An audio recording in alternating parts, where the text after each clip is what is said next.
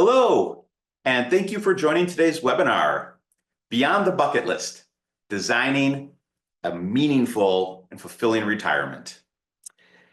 Before we jump into this, a bit of housekeeping. Today's webinar is being recorded. At the end of our conversation, you'll be able to submit questions using the Q&A icon at the bottom of the Zoom interface. A copy of this recording will be emailed to you tomorrow, so be on the lookout.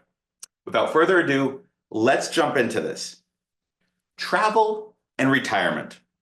Two things people dream about their entire lives.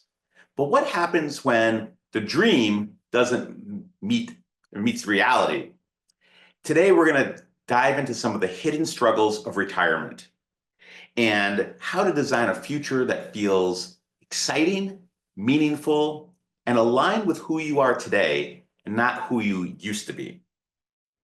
For the next 35 minutes or so, we'll talk about a few different things. One, the retirement myth, why financial planning alone is not enough. Two, identity and purpose. Who are we without our work, and how do we maintain and build meaningful relationships? Three, travel and retirement and reinvention, and why checking destinations off of a list just isn't the answer, but what is. And then how to design the next chapter and how to move from uncertainty and a sense of floating to an intentional and fulfilling future. I'm Andrew Motiwalla, the founder of The Good Life Abroad, and I'm joined today by Wendy Leggett, the founder of Conflux Retirement Coaching. Hi, Wendy. Hey there, Andrew. It's great to be here. And how lucky are we to actually be at a fireside and having a chat? I love these fireside chats. It's great. All right. So before we get into this, Wendy, you are a non-financial retirement coach or Yes, planner. you got it.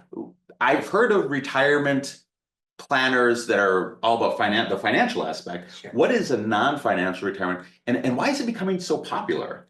Yeah, well, we know that as we go into any chapter in our lives, things go far beyond the finances. And so it's just critically important that we recognize that. And if we go all in just around the finances, which are critically important, we leave a lot of ourselves behind. And so I was finding that with a lot of my clients that this was an area of need for them.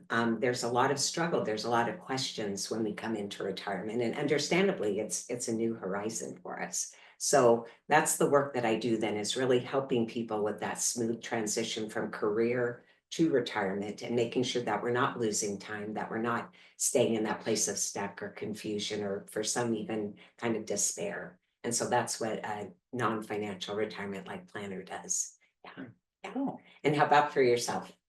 Yeah, for those who don't know what The Good Life Abroad is all about, it's a way for people ages 55 and older to live like a local in iconic European cities for a month or two, in a community with fellow travel lovers and in apartments nearby, and having activities and events to connect with other people and also connect with the local culture.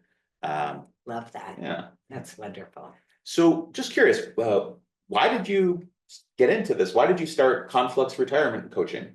Yeah, well, working with clients, as I said, I started to see for those small business owners and sales leaders who I focused on that they were being very anxious about what was in the future for them. Many of them were holding really tight to their careers, or for those that then really were starting to embark on retirement, coming back and saying that they were having difficulty. And so I started looking at resources to be of more support. And I found out that there's so much that is out there in the way of the non-financial. And so I went back to school additionally to get more certifications around retirement, and that's what I specialize in. And what was the wanderlust for you that brought you to The Good Life Abroad? Yeah, well, I've been in the travel industry most of my career. And I started working with student travel, and I started eventually working with intergenerational travel, which is the grandparents with the kids and the grandkids. And we find that the grandparents are usually paying for it all too. And over the years going on these trips, I would meet with the grandparents, and they'd say, Andrew, these trips are great, but we are retired. And when we're not traveling with our kids and grandkids, we have more time. We've done all the tours and the cruises, but the tours is like getting on a bus, getting off the bus, checking into a hotel, checking out of the hotel the next day. all day running. We have time. Why isn't there something where you just slow it down and we can explore a place at our own pace that's just not so exhausting? And so we created the Good Life Abroad with a minimum stay of 1 month and having your own apartment. So you're not checking in, checking out. You can really explore a place at your own pace and do the things that you want to do, but have the support of local staff people there to help you make the most of your month living there. So wonderful. Yeah, it sounds really well thought out and planned and intentional, which is really what it's about. cool. That's great. So let's dive into this a bit. Yeah, so I think what was really exciting when you and I were speaking is like, what are the parallels between travel, which is kind of a specific type of activity, and retirement in general? And what we really hit upon was this idea of embarking in a way that, are we that tourist or are we that explorer? Because that tourist is someone who maybe is going to check things off the list. They're going to have that to-do list and that bucket list that so often people have compiled before retirement.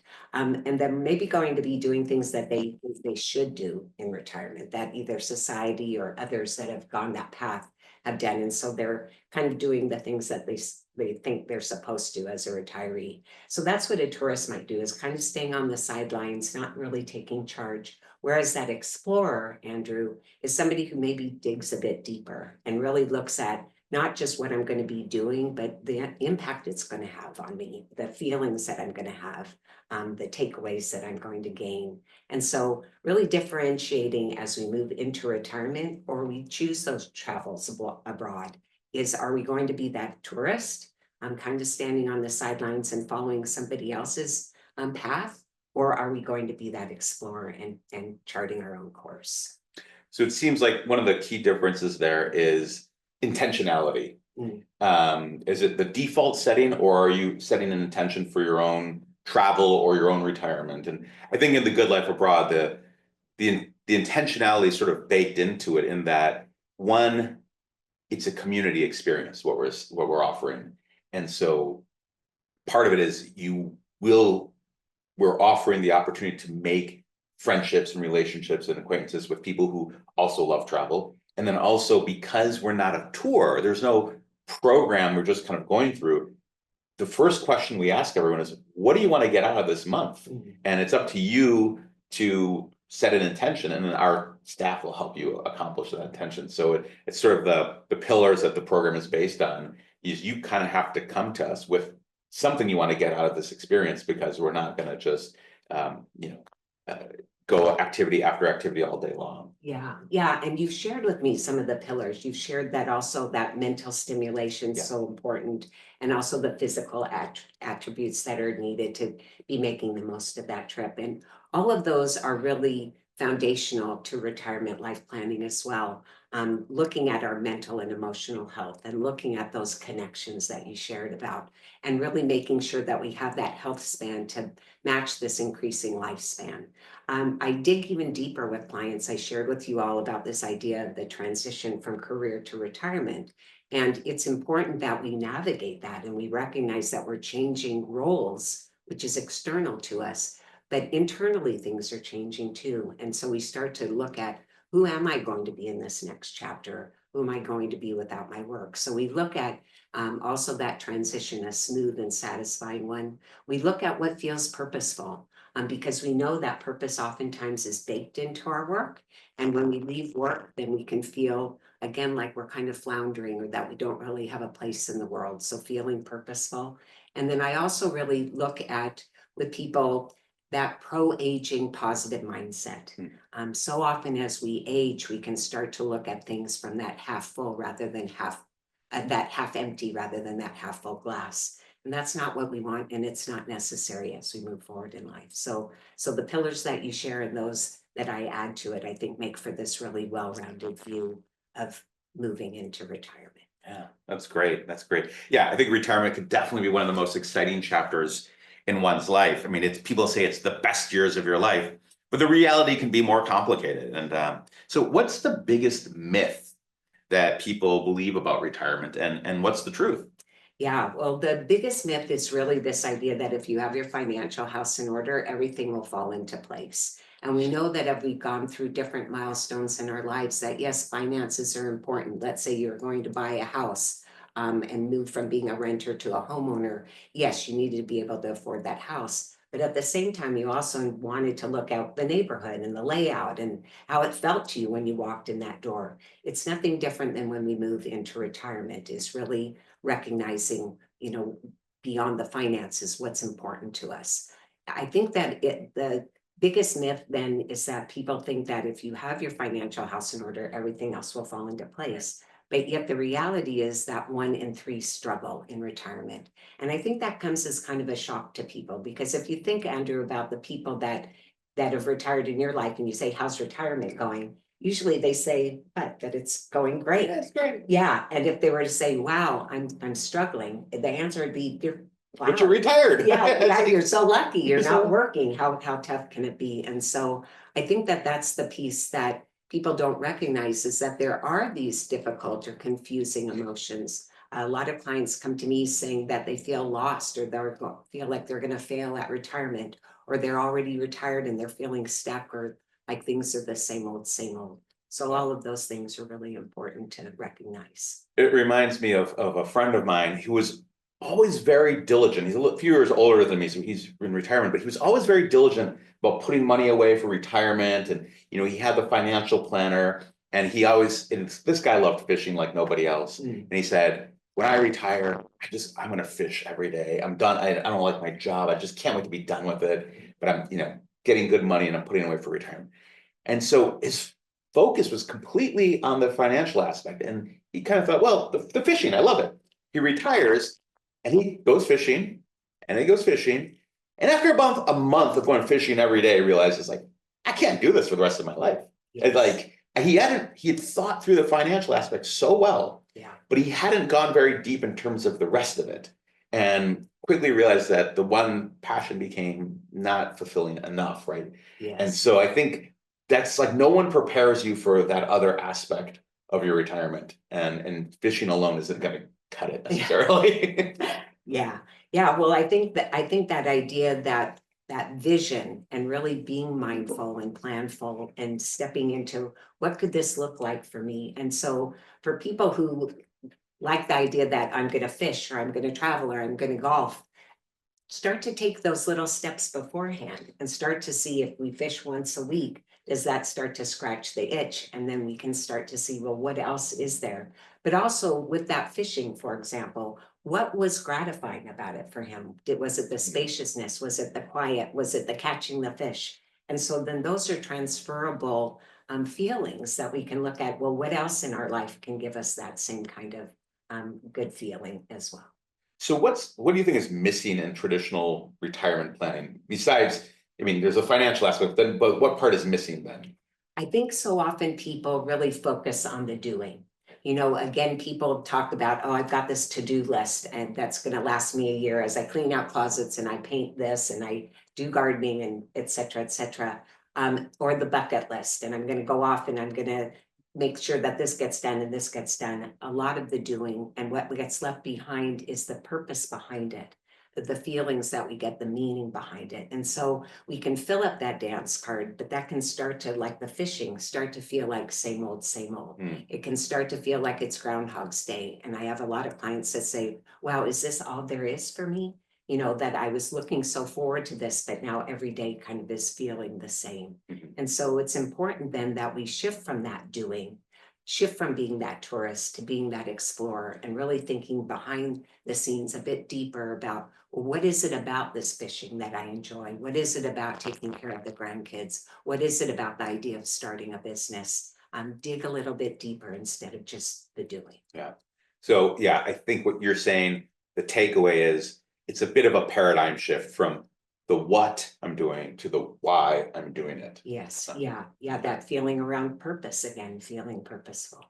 Yeah. Yes. So you've worked with clients in the past who've struggled with the question, who am I without my work? Right. That's so much of our identity is wrapped in our job. So it's a common question. How do you help people define themselves? Yeah, well, I think what's important to recognize is that who we are doesn't change. We've changed careers, that's external. We've changed those roles. We've gone from career now to a person in retirement. But who we are beneath the surface, what's happening for us internally needs attention as well. And that's where we talk about this then navigating the transition from career to retirement. But oftentimes people overlook it and they jump right into that new beginning. They jump right into that doing and getting busy, busy, busy. And that honeymoon phase lasts for a bit. And for some, it might last for their whole retirement. But for many, then it does start to fall off, and people are again left kind of feeling like, wow, what else is there for me? And so, what I really recommend that people do is look at what charged you up when you were in career and that you can transfer and translate into your retirement. What are all the skills and passions and capabilities that you loved in your work that you want to bring with you in retirement, and look and see how you can foster that. So for some of my clients, they really loved when they brought new hires on, the mentoring and recognizing how they were helping people gain traction in their career. And so for them, then maybe it's opportunities to mentor or opportunities to volunteer around helping people raise their lot in life. For one of my clients, it was then finding an opportunity with a community college and teaching young financial advisors the practical, not just the theoretical. And from that, that built in him seeing a textbook that he could develop, and he sold to those community colleges. So by being open to those opportunities, but if we look at it that now I've left my career and I've left all of these pieces behind, then we can start to feel like we don't really have much to offer. And so I think that that's really important, is that we do take a step back and assess and say, I haven't lost any of those things. These are the things I bring with me into retirement. And just as importantly, what are the things we're going to leave behind? What are some of the habits and patterns, the busyness, the filling the schedules, the pressure? What are some of those things that no longer serve us and they don't belong in our next chapter? I love that. I love that so much. I think that's a great takeaway for everyone watching here today is, how do we abstract out one layer of our skills, our abilities, our talents that we had at the workplace and redeploy them into other activities, because that's still who we are. But at the same time, let's leave behind some of the things that maybe we were forced into. I think about my work back in corporate world, the busyness, right? Always 9 to 5 on a good day, sometimes much more hours, and go, go, go. And the great thing is, in retirement, I can leave that part behind, but I can still be the high achieving person I was and deploy those skills to other achievements I'd like to go to in retirement. I love that, abstracting out. You're not losing your identity, you're just redeploying who you are into other areas of life. Yes. I love that a lot. Yeah. That's great. So let's talk about something people don't really talk about or prepare for, which is relationships. It's one thing to go to the workplace and be around the water cooler and have friends, or when the kids were younger, maybe the other parents in the school. But retirement, and suddenly everything changes. Yes, yeah. Well, we've heard of that epidemic of loneliness, and it's no different in retirement than other ages and life stages, except that when we retire and as we age, our lives, if we aren't mindful and not intentional, can start to feel a lot more narrow. So it is important that we look at who is in our social circle that goes beyond our career and our work. Because we know that when we leave work, that oftentimes those relationships are not going to translate into our retirement. Excuse me. And so it's vitally important then that we assess, who is it that's in our lives, on both the quantity and the quality, and looking at, are the people that we spend the most time with, are they drains or are they gains for us? What's the energy around them? So really digging deep there. Many of my clients say because they've gotten so busy at work that they let some of those relationships go to the wayside. And I really challenge them to say, well, what would it take for you to reach out and start to revitalize some of those? And many, they say, oh, it's been too long. And I say, well, if you received that phone call, wouldn't you welcome it? Yeah. And so they found that they're very gratified to reach out and start to resurface some of those relationships. But beyond those relationships, let's think about fresh friends. Let's think about ways that we can broaden that social circle and have people of different ages and life stages part of our group as well in our tribe. And ways that we can do that is investigating, the interests that we have. Let's say that you're really interested in the outdoors, then finding a meetup, joining like a hiking group or maybe an outdoor yoga group. Or if there's a skill that you had when you were younger, like wood crafting, maybe then you're going to get involved with something like that, singing, dancing, any number of things. Or maybe there's community groups, let's say with your better faith-based, or maybe Rotary's Chamber of Commerce's. My job isn't really to give people that long list because that's the doing, but really digging deep to say, what would it be that charged you up? What did feel of interest to you when you were younger?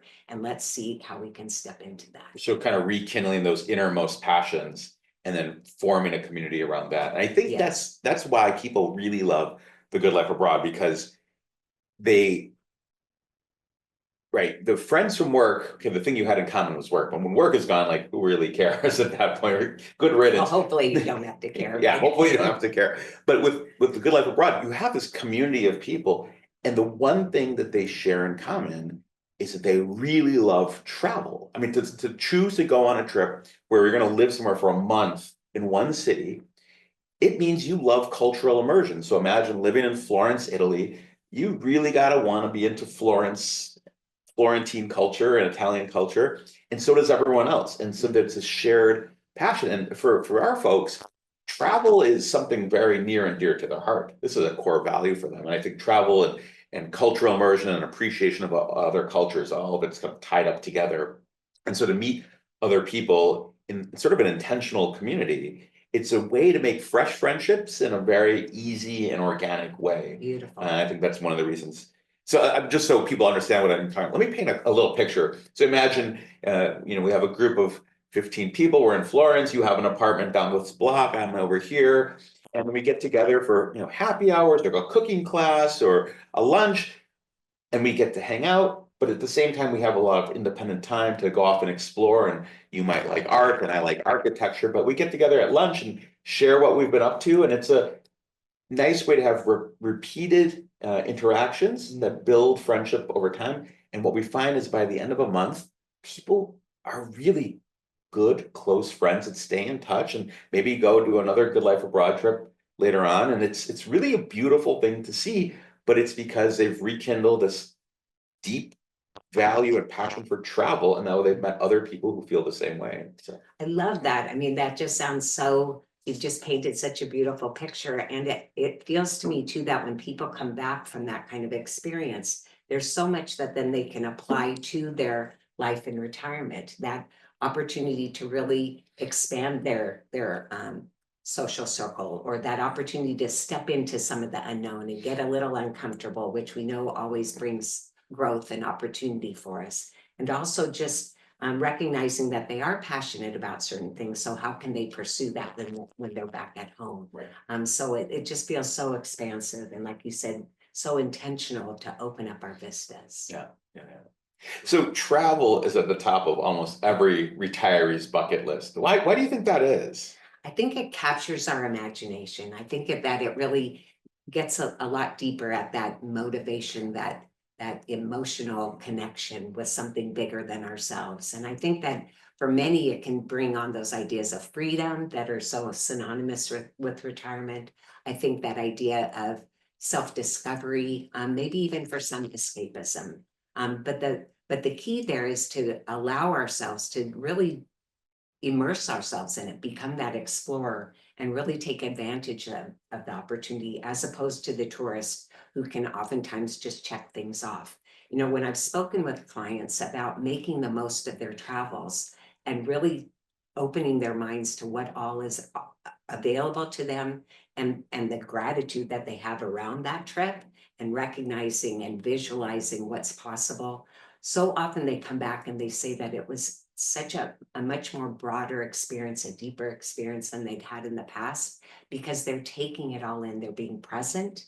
They're enjoying the terrain. They're enjoying the sights. They're really appreciating what they're seeing and tasting and feeling. And so they're not just checking things off, but instead they're really part of it.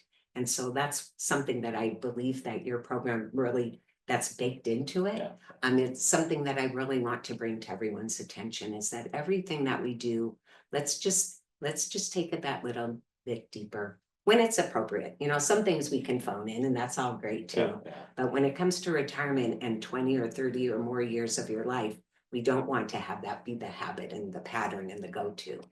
Yeah. It's just hopping on a plane isn't the answer. And sometimes you come back and you're just as restless as you were before. So what's missing that people are when they do that kind of thing? Yeah, I think it's that expectation, that unfulfilled expectation that by going and traveling, certain things are going to happen. But we know that if we just leave things to chance, yeah, it may work out, and then again, it may not. And so instead, that word intention that you used, really recognizing, what do I want from this? What's the outcome? And not being so attached to that outcome, but being open to the possibilities. Because I think oftentimes, if people don't step into that and they're not planful and mindful about why they're going on this trip and what it is that they're hoping to see and taste and experience, then they can come back and not feel very fulfilled.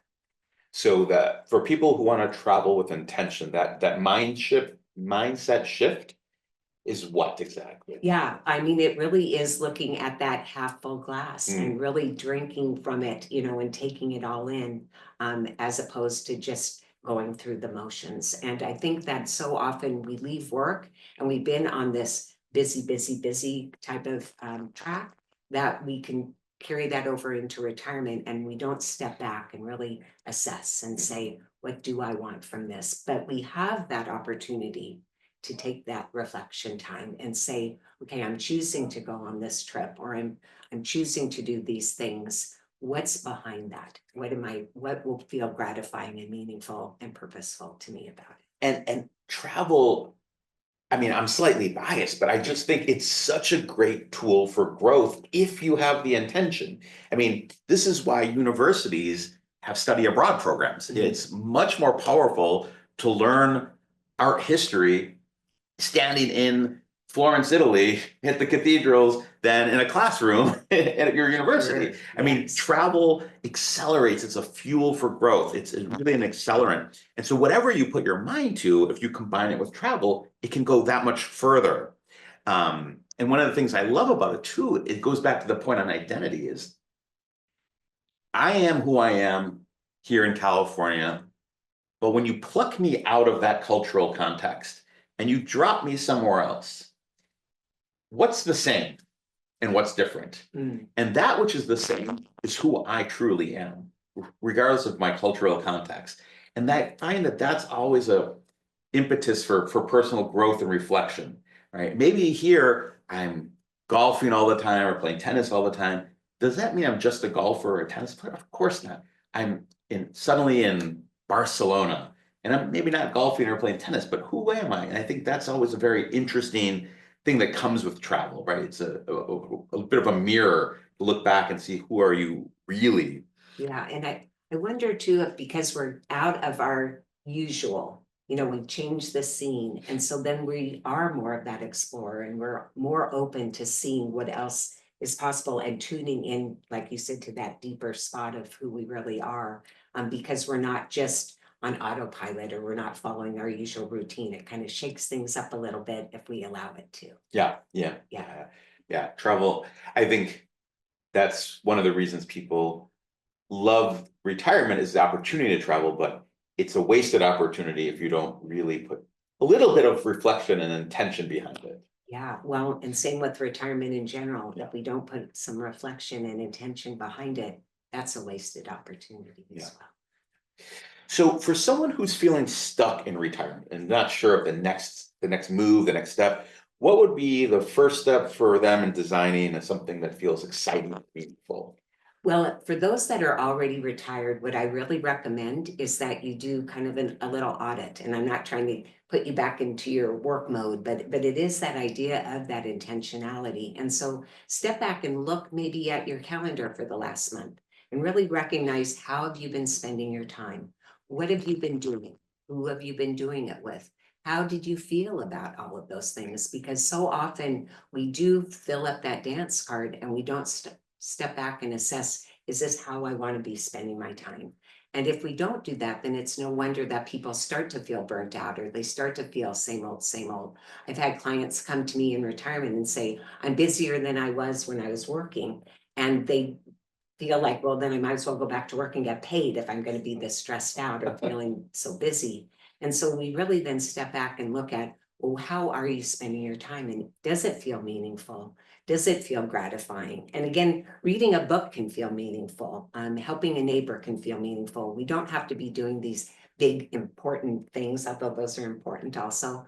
But just really recognizing, how are you spending your time? And then for those that haven't retired yet, what a fantastic opportunity to build what I call a runway to retirement, and really taking some of these small steps. So like I said, with your friend that fished, building in a little bit of time, finding a half an hour here to go to that yoga class, finding an hour there once a week to go fishing, finding time once a month to maybe join that meetup and try that hiking or try that singing group.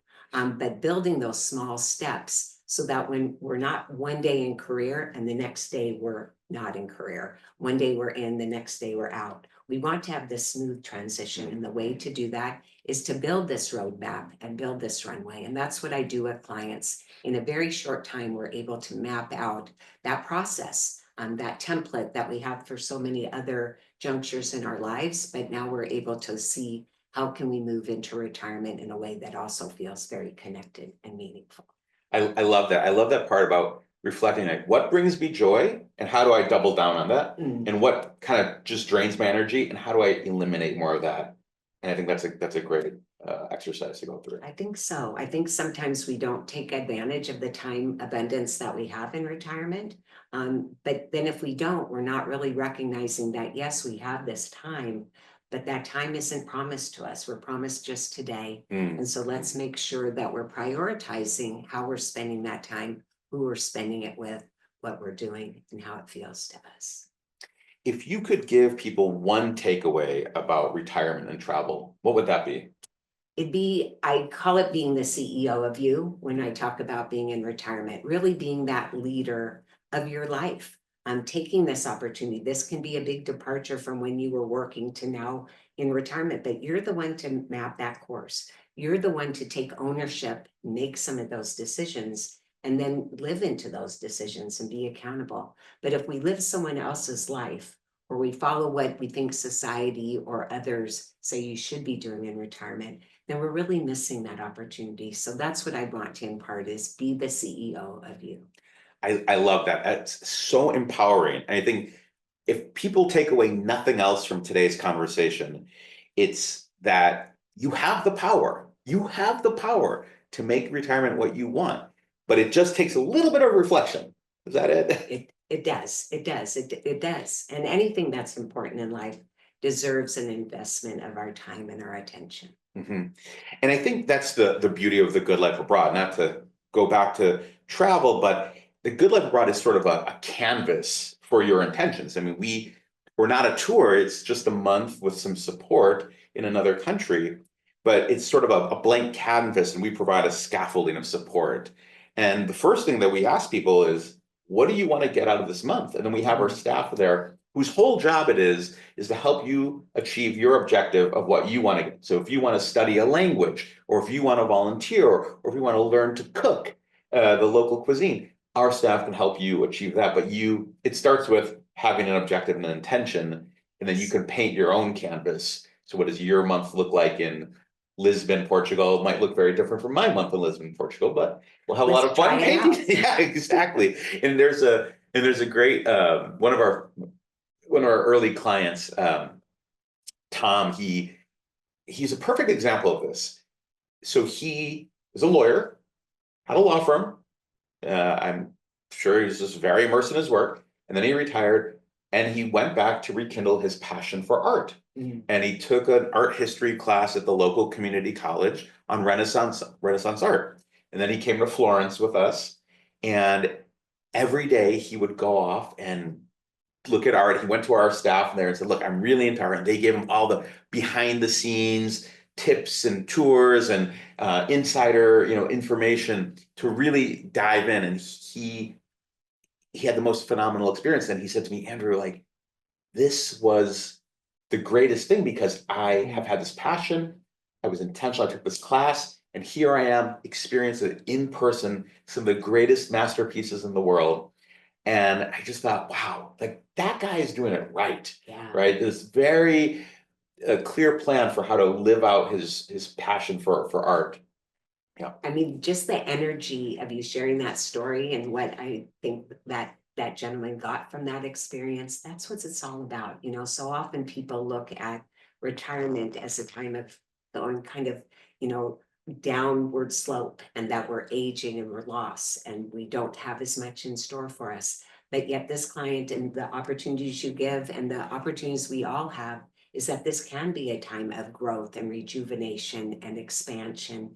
And so let's really lean into that and not be on this either pessimistic side that, it's aging and loss, or on this idealistic side that it's just endless weekends, leisure, travel, freedom. But instead, let's be intentional. Let's have that realistic optimism by mapping out how we can make the very most of every opportunity, whether we're abroad, whether we're here, or anything in between.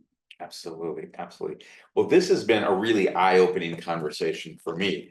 And empowering, I would say. Yes. And if someone out there listening wants to take some action and start designing that fulfilling and meaningful retirement, not just the default setting, what's the best place to start? Really start to envision what retirement can look like for you.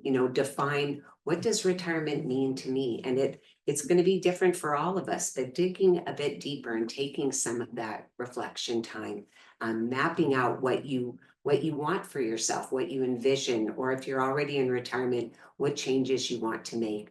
I have a really great exercise that I'd love to offer to everyone. It's called the No Regrets Retirement. And it really allows you to start to map out, what's that perfect retirement, and what are these days and months and years ahead of me going to look like? It takes maybe 10 to 15 minutes, but it gives you that time to really hone in on what Andrew and I have been talking about today, so that you can start to visualize and crystallize and get a better handle on what can this look like for me. So I know that we'll be sending out the recording. Yeah, so we can send out the recording of today's fireside chat, and we'll include a link to the No Regrets Retirement exercise that Wendy mentioned. It'll come to your inbox tomorrow. Fantastic. Yeah. So don't hesitate to request that. You'll be responding back with your email, and I'll get that to you. Great, great. Yeah. And if for those who would like to experience a month abroad in Europe, go to thegoodlifeabroad.com and get your free catalog there. So let's open it up to some questions, shall we? Absolutely. All right, let's go to our computer here and let's see what folks have said. While you're looking for those questions, I just want to say this has just been so enjoyable, and really look forward to the things that have popped up for people. Great. All right. Let's see. One question we have is, let's say we have an interest or passion that we would like to explore with a group, for example, a book study. How do we optimize when we're snowbirds living in the north for 8 months and the south for maybe 4 months? Any thoughts on that?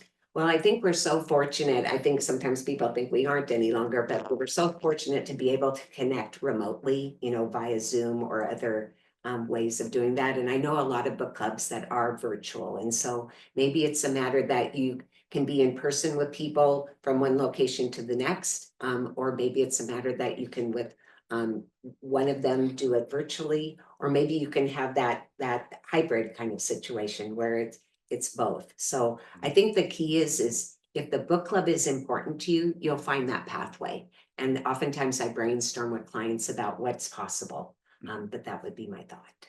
Okay, great. Yeah. So if anyone has questions, there should be a little icon at the bottom of your screen that says Q&A, and you can just type it in there. We have some questions. We have a limited time, but let's try to dive into some more of these and see how many we can do. The Good Life Abroad mentions community events, but bring your own housing. Can you explain that, please? I guess this one's for me. I could try, but yeah, I think so. So the Good Life Abroad is this community experience where you have other travel lovers around you and events and activities. And we have two choices. One is we provide our vetted apartments. We have a series of apartments around the world in Europe that have been vetted specifically for the needs of people 55 and older. Big enough bathrooms. You know, sometimes you've been in Europe and you've been in a hotel and yeah, you're sitting on the toilet, you hit your head on the sink, you can't turn around in the shower. So we try to avoid that. So we look for these apartments. However, we have some people who said, look, I'm particular for whatever, in whatever sense of the word, and I would like to get my own apartment. We allow that too. So that's what that bring your own housing is. That's one of the options we have. So people want to go find their own place, but still want to be part of our community. We welcome that as well. So that's what that means. Another question here. Cheryl says, please speak to the single traveler. Is the experience influenced by traveling alone? Maybe you have some thoughts on it. I definitely have some thoughts from the Good Life Abroad perspective. I think that's that idea of connecting and that idea of intentionality. So if we know that we're going to be traveling on our own, is really then looking to someone like Andrew to share that upfront and say, you know, what might help. And maybe there are people that are embarking from the same location that you are, for example, or maybe it's a matter that when you get to that destination, that then there'll be people that you'll be able to connect with that are like-minded. But I think it's a matter that sometimes we can hold so tight to our situation and think, oh, I'm by myself, that can be a non-starter, you know, and we can think, oh, I'm not going to step into this. And yet there's so much out there for us and you're not alone. And so just being recognizing that the feelings that might be anticipatory about that single traveling are normal, but let's step into it and get comfortable with being maybe out of our comfort zone a little. And how do you all support that single traveler? Yeah, it's interesting. About 30% of our travelers are solo travelers. And I think the Good Life Abroad specifically fills a need for the solo traveler because it has a built-in community. And at the same time, has a lot of solo travelers, so you can connect with other solo travelers as well as couples. But what I've heard from solo travelers is many of them like their alone time as well, but then they like this because they can step into the community and be as social as they want to be, but it's not all day, every day in the bus with all these people. Yeah. It's have an activity, maybe do a cooking class or a wine tasting, and then I can step out and explore however I want to explore on my own. And what we normally see in these groups is, on average, our groups are about 15 to 20 people.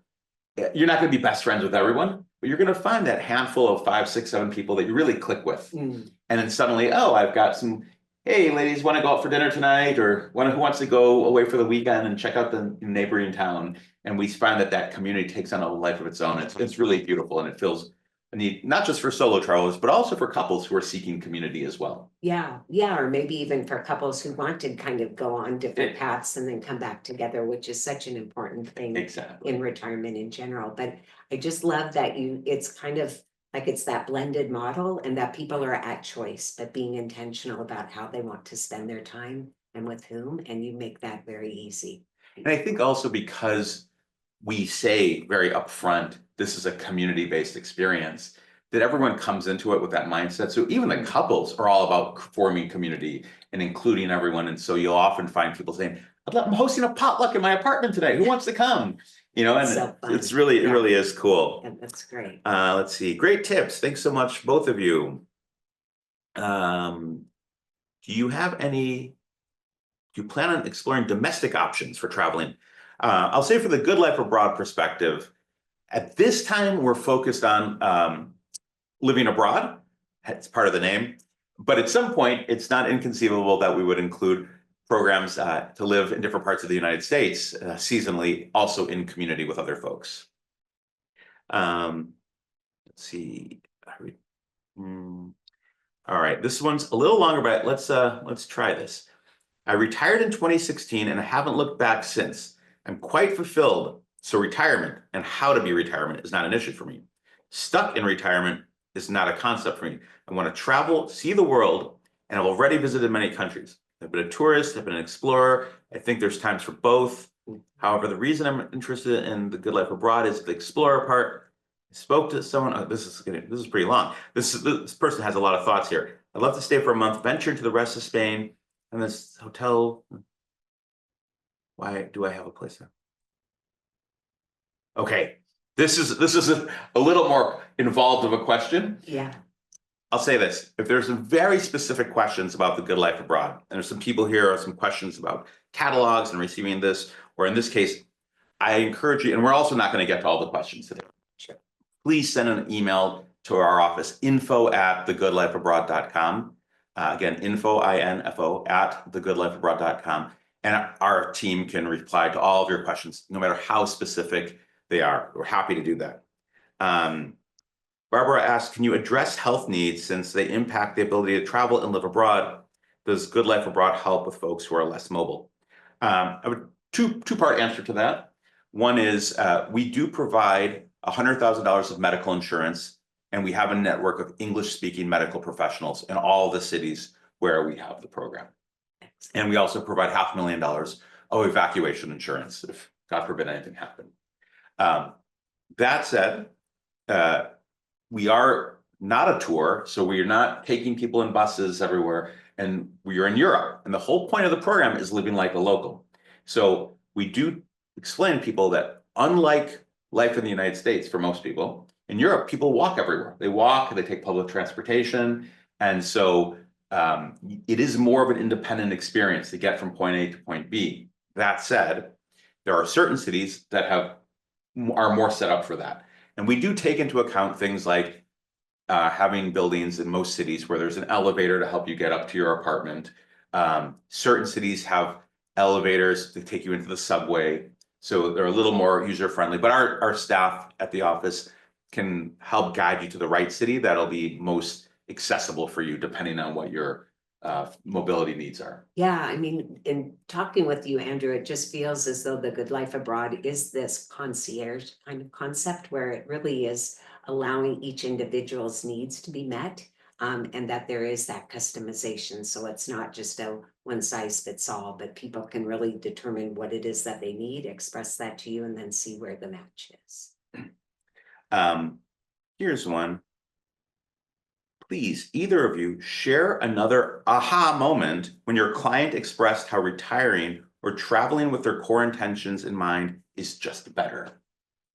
Do you have any aha moments? Yeah, well, several clients, as I mentioned, like going abroad and having gone a number of different times and now really taking in everything. So before they even went, really sitting down and reflecting on, okay, I have this opportunity. What is it that I'm looking for? What is it that I want to make sure that I see, taste, and feel? What memories do I want to make sure that I am able to step into? And what will I not regret when I get back? So really thinking about it ahead of time, not just looking at a catalog and mapping things out, which there's nothing wrong with that either. But if we're wanting those ahas, then really kind of mapping it out and then making sure that when we're there, that we are making those inroads to make those things happen, not leave it to chance, taking that ownership, expressing our interests, not just allowing others to tell us, that this is what you do or you need to follow along here, but forging that path.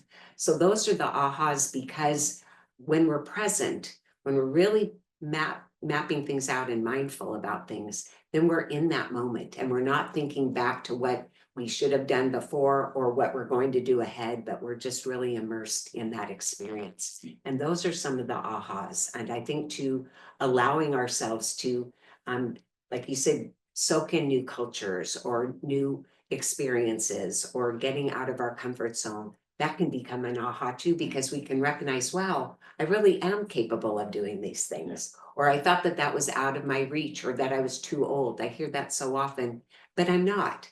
I still have that energy. I still have that interest. I can still learn and grow and try things. Mm-hmm. Yeah, for me, I remember being pleasantly surprised. I met one of our community members, as we call them.